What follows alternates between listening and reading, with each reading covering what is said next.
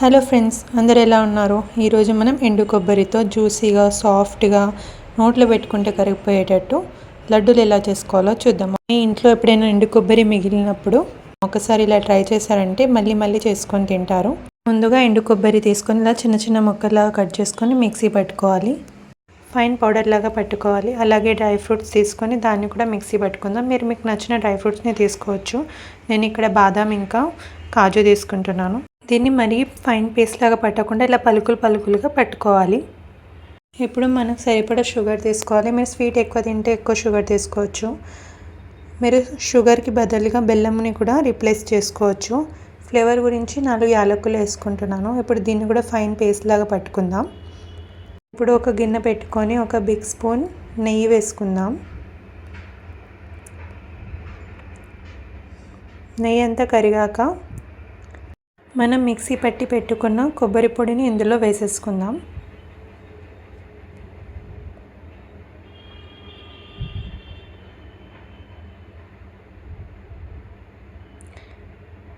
ఇలా కొబ్బరి పొడి అంతా వేసేసుకొని అంతా ఒక 2 నిమిషాల పాటు మంచిగా వేగనివ్వాలి.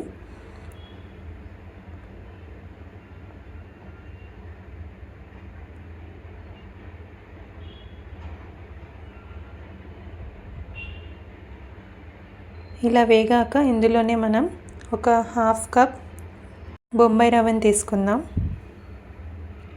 అలాగే మనం మిక్సీ పట్టి పెట్టుకున్న డ్రై ఫ్రూట్ పౌడర్ని కూడా వేసేసుకుందాం. ఇప్పుడు ఇవన్నీ మంచిగా నెయ్యిలో వేగేదాకా ఒక 3 నుండి 4 నిమిషాల పాటు మంచిగా కలుపుకుంటూ వేగనివ్వాలి.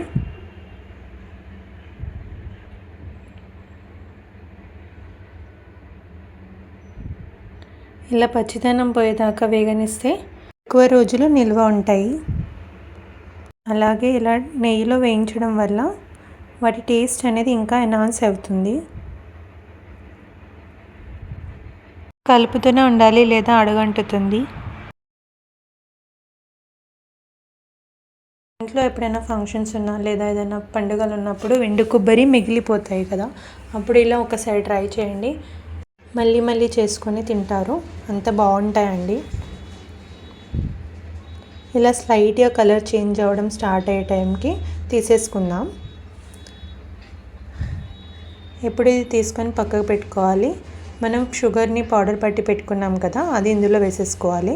ఈ షుగర్కి బదులుగా కప్పు బెల్లం కూడా వేసుకోవచ్చు. ఇప్పుడు ఇదంతా మంచిగా మిక్స్ అయ్యేదాకా కలుపుకుందాం. ఇలా అంతా మంచిగా మిక్స్ అయ్యాక లడ్డూలు చేసుకోవడానికి ప్రిపేర్ చేసుకుందాం.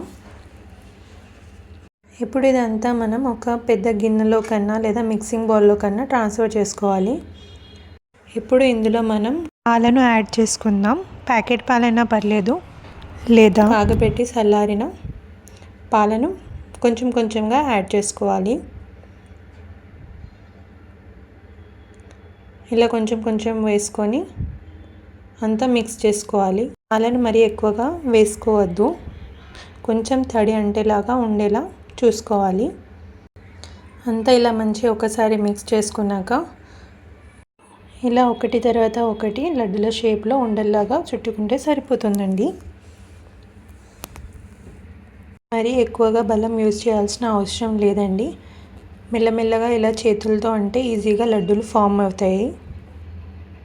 ఇలానే మిగతా లడ్డూలన్నీ కూడా చేసేసుకోవాలి. అంతే అండి, ఇలా అన్నీ చేసేసుకుంటే ఎంతో టేస్టీ అండ్ జ్యూసీ కొబ్బరి లడ్డూలు రెడీ అండి. ఇవి హెల్త్కి కూడా చాలా మంచివండి. మీరు కూడా ఇంట్లో ఒకసారి ఎప్పుడైనా కొబ్బరి ముక్కలు మిగిలినప్పుడు ఇలా ట్రై చేసి చూడండి.